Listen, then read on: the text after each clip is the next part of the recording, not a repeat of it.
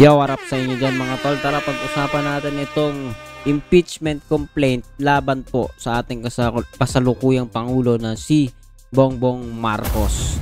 At sabi nga po ay tinangkang ihain ito sa kamara ng ilan po sa mga tao na naghain po ng kaso po na ito.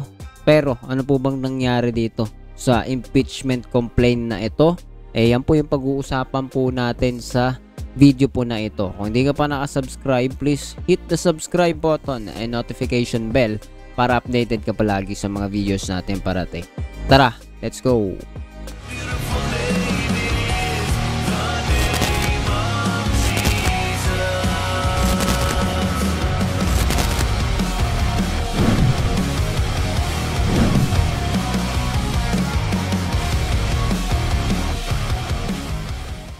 So yun na nga mga tol, yan po yung pag-uusapan natin dito, Sabi nga po ay sinubukang maghain sa kamara ng impeachment complaint laban kay Pangulong Ferdinand Marcos Jr.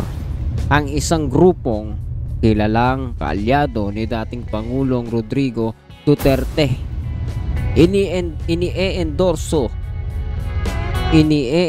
ang reklamo ng Duterte Youth Party List. Subalit hindi pa tinatanggap ng Office of the Secretary General ng Kamara. So ayan po yung kaganapan po sa impeachment na ito. Pero bilang kabuuan ay panoorin po natin yung balita patungkol hinggil dito.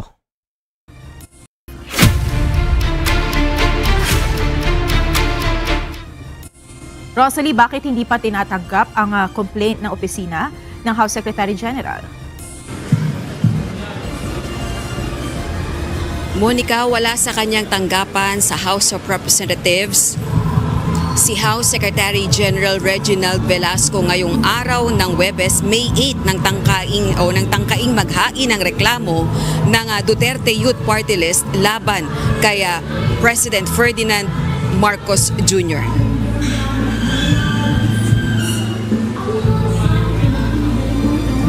Batay sa pahayag ng tanggapan ng party list, sina Ronald Cardema at Marie Cardema ang complainants, ang mag-asawa, ang dating kinatawan ng Duterte Youth Party List. Endorse naman ang reklamo. Diba itong Cardema, yung Ronald Cardema, ito po yung nakaraan, kumakailan na napabilang po sa usapin nung pagkakaroon ng fake news. Tama po? Yung nagbalita na meron daw inilabas ang Supreme Court. Tama ba ako? So yung nakakalala po ng balita po na yun. So, correct me if I'm wrong, but I know kabilang po itong si Cardema na nakikibali-balita sa mga bagay na hindi naman pala totoo. Anyway, baka isipin ng iba tayo po ay bumapanig dito kay BBM. Hindi po. Kung siya po ay talagang karapat-dapat sa impeachment, dapat po mangyari po yun. Pero kung wala naman, hindi po dapat mangyari. Ganun lang naman kasimple ang buhay, diba? Ang hirap po sa iba, kahit karapat-dapat sa impeachment, yun po nagiging problema. So correct me if I'm wrong again. Pwede akong magkamali ulit. Diba? So anyway, tuloy po natin yan. Ang party list, bunsod ang impeachment. Naalala ko lang yung pangalang Ronald Cardema ba yun? So yan. Complaint ng pagpayag umano ni Pangulong Ferdinand Marcos Jr. na mailipat ang isang Filipino citizen, partikular na si dating Pangulong Rodrigo Duterte, sa kamay ng mga banyaga. Gayunman, batay umano sa staff members ng tanggapan ni House Secretary General Velasco, ang House Secretary General lamang ang maaaring tumanggap ng reklamo. Kwestiyon naman ni House Assistant Majority Leader, Tingog Party List Representative Jude Asidre ang intensyon sa hakbang ng party list. Ilang araw ito bago ang May 12 midterm elections. Well, ang tanong ko lang sa impeachment, may 2 linggo na lang pagkabalik namin ng session. Hindi ko alam kung may saktong oras pa. Hindi ko rin nababasa yung impeachment.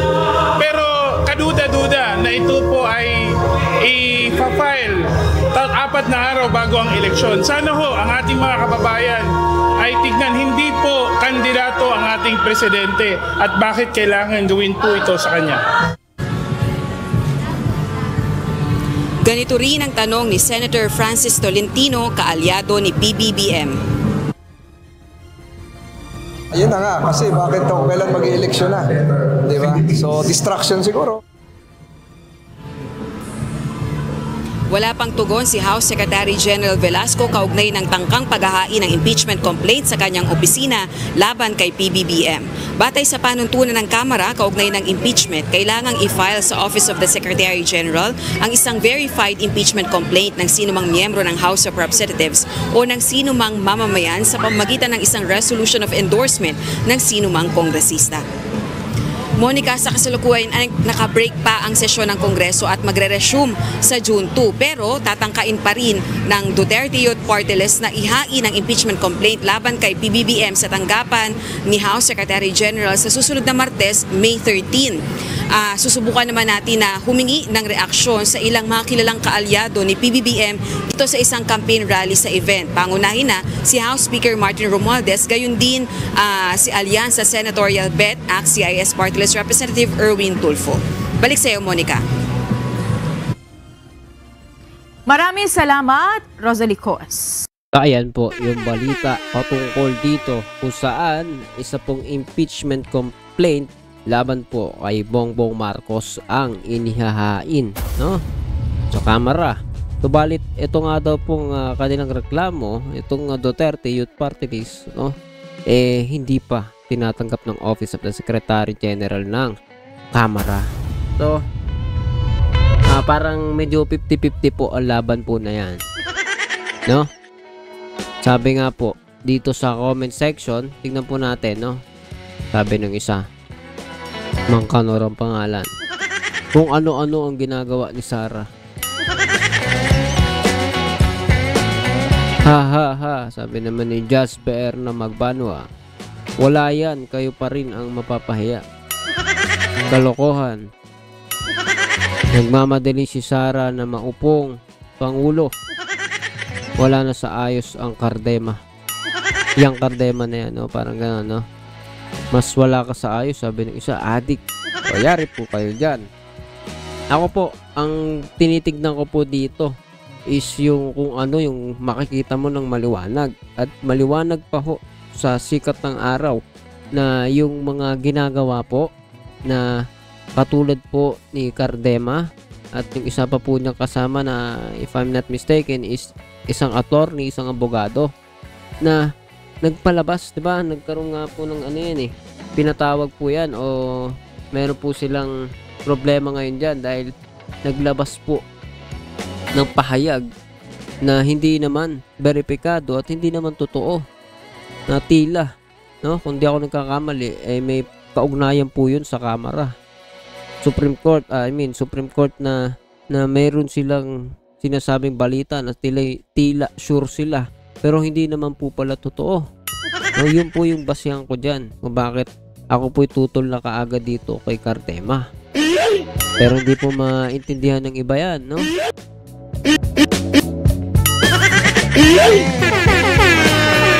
Yan, diba? Shout out kayo. Shout out po dun sa mga tao na ang hirap pong umunawa na ito po'y kung titignan mo, mas madali ka lang magde-decide kung ano yung tututulan at susuportahan mo kapag ang gusto mo ay katwiran. At particular po sa bagay po na ito, yung ginagawa po nila ngayon ay tama po yun. Sinabi ng iba, questionable yun. Diba? Questionable yung kanilang paghahain yung impeachment complaint na yan laban kay Bongbong Marcos. Diba? Ikaw, para sa'yo ba, hindi ano yan, hindi questionable? Well, mag-isip-isip ka. Pag-isipan mo kung ano yung pinaglalaban mo, diba? Kasi nakakatawa naman kung iisipin po natin na iyan ay nararapat ka agad. Ako po, pag sinabi kong wala akong tawag dito, mas yung timbangan natin, mas mabigat na applicable pa yung impeachment kay Sara, yun po yung may basihan po ako doon. Diba? Ano po yung mas babasihan po natin doon? Una, resibo. Diba? Ayun, alam ko, pagkadating sa korte, pag pinag-uusapan po yung mga kaso, kailangan patutunayan mo yan. pakikita mo, resibo, hindi Mary Grace Piatos. Ako sa akin, kung totoo yan, yung mga pangyari po na yan, na walang maipakitang resibo na verifikado o tama, magiging mataas po ang tsansa na yun po'y sumulong. Unlike po dito kay Bongbong, yung legal grounds, ano po yung grounds for impeachment kay Pangulong Bongbong Marcos? Yun ba yung tawag dito, pag dadala sa ating dating Pangulo sa ibang bansa kay Duterte dahil po sa EJK na problema o ano pa man? Well, meron pong investigasyon para dyan, diba? At hindi pa yon dinedeklara kung ano-ano yung mga bagay na yon. Tama ba ako? Diba? Wala pang sinasabi na talagang mali dun sa ginawa. Kasi una, international law, we are part of international community. Kung nauunawaan po natin yon, diba? Kailangan natin mag-comply. May respeto sa international bodies.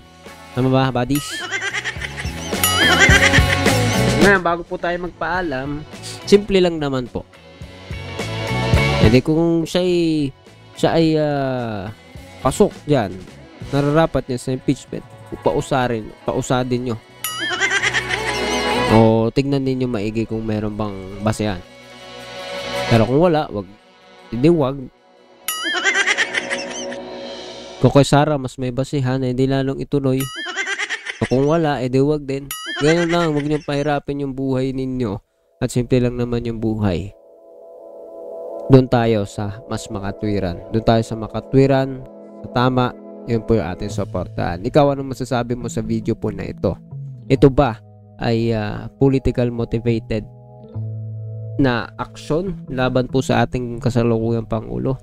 O talagang meron pong hustisya silang pinaglalaban, especially dun sa mga Duterte supporter na kadalasan ay pag maririnig po natin ay mga pro-China. Tama? Ano sabi ni Marcoleta? Walang WPS. Lagi pong iparinig, alam yan sa iba. Search po ninyo, wala daw WPS kay Marcoleta. Invento lang natin yan. Tama ba ako? Yun yung eksakto sinalita niya. Pero ano po ang sure, wala talagang WPS, sabi niya. Diba? Anyway, hirap po talaga usaping politika, pero pag-pray po natin, panalangin po natin na maging maayos po yung gobyerno natin sa kasalukuyang panahon. Kung tayo po mismo ay pare-pareha po magtamasa ng kapayapaan. Kung hindi ka pa nakasubscribe, please hit the subscribe button and notification bell para updated ka palagi sa mga videos natin parating. See ya ulit sa susunod na video.